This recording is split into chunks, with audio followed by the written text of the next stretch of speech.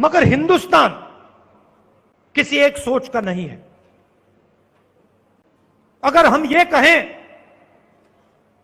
कि हिंदुस्तान में सिर्फ छत्तीसगढ़ की सोच रहनी चाहिए तो यह गलत होगा।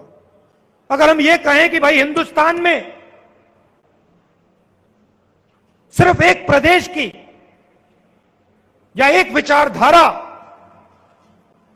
की सोच होगी तो यह गलत है और इससे देश का नुकसान होता है। बीजेपी चाहती है, आरएसएस चाहती है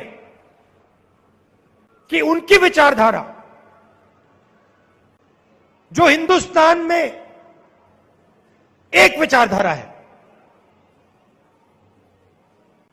हजारों और विचारधाराएं हैं, उनकी एक विचारधारा है। वो चाहते हैं कि एक विचारधारा इस देश के सब प्रदेशों पर, सब भाषाओं पर, सब इतिहास पर, सब हिस्ट्री पे एक विचारधारा का राज हो।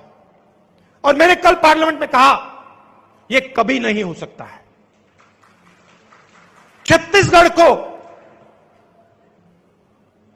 छत्तीसगढ़ के लोगों को कैसे जीना चाहिए, छत्तीसगढ़ के आदिवासियों का जंगल के साथ क्या रिश्ता होना चाहिए, छत्तीसगढ़ के किसानों का अपने खेत से क्या रिश्ता होना चाहिए, वो महाराष्ट्र के लोग, उत्तर प्रदेश के लोग नहीं बता सकते, उनको मालूम ही नहीं। और जैसे महाराष्ट्र के लोग आपको नहीं बता सकते, वैसे ही आप विदर्भ में जाके महाराष्ट्र के किसान को नहीं बता सकते कि भैया आपको इस प्रकार से जीना चाहिए। वो उसका हक है, ये आपका हक है। और ये जो गुलदस्ता है यही हमारा देश है। ये जो अलग अलग सोच है, अलग अलग विचारधाराएं हैं, प्यार की, भाईचारे की जो भावना है, इसी को हम हिंदुस्तान कहते हैं।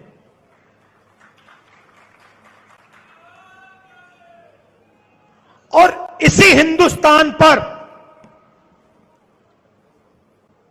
बीजेपी आक्रमण कर रही है और हम ये आक्रमण का विरोध करेंगे और बीजेपी को जो सच्चा हिंदुस्तान है वो कांग्रेस पार्टी दिखाएगी।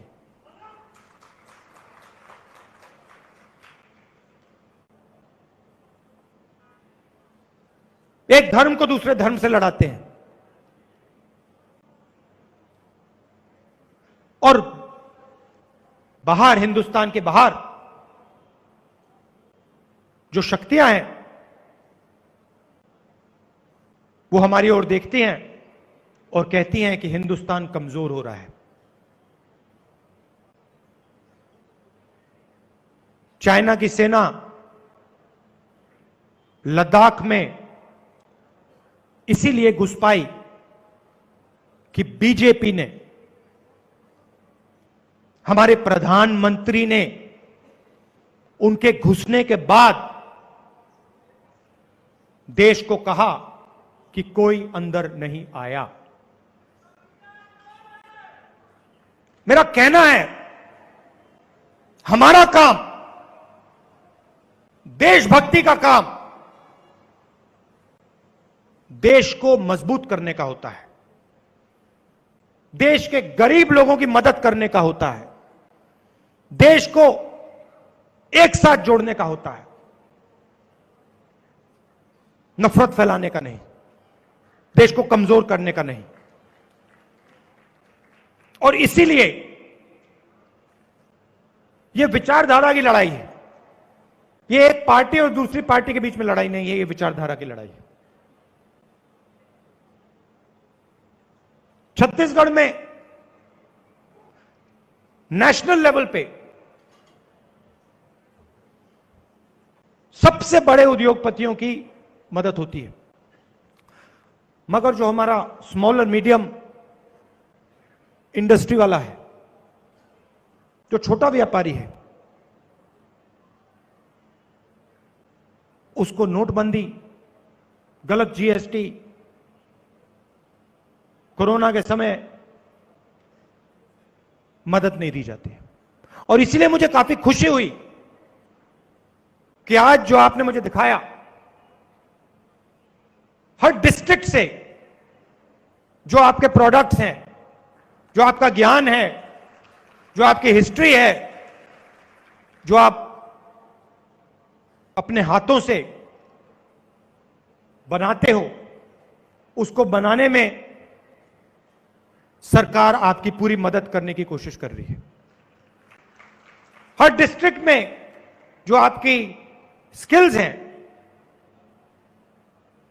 सरकार उसको डेवलप करने का काम कर रही है।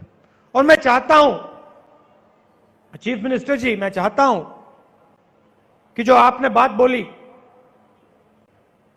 बस्तर कॉफी, अलग अलग चीजें जो आज मुझे देखने को मिली, चखने को मिली, ये सिर्फ आप छत्तीसगढ़ के लोगों को मत चखाइए, ये सिर्फ आप हिंदुस्तान के लोगों को मत चखाइए, ये आप पूरी दुनिया को छत्तीसगढ़ का जो जादू है, ये आप पूरी दुनिया को दिखाइए, पूरी दुनिया को चखाइए। और मैं सरकार के सब मंत्रियों को बधाई देता हूं कि आप छत्तीसगढ़ के लिए काम कर रहे हो। और मैं चाहता हूं कि जो आपके डिस्ट्रिक्ट्स में जनता की मदद का काम हो रहा है, उसमें आप जाके जनता के बीच में जाके गहराई से शामिल हो। कांग्रेस पार्टी का भी फायदा होगा, आपका भी फायदा होगा, छत्तीसगढ़ की जनता का भी फायदा होगा। आपने आज मुझे यहां बुलाया, मेरी बात, रोजगार ढूंढते भटकते जाएं और नरेंद्र मोदी जी के 5-10 उद्योगपति मित्र देश का पूरा धन अपनी जेब में डालें। ऐसा हिंदुस्तान हमें नहीं चाहिए और ऐसा हिंदुस्तान हम होने ही नहीं देंगे।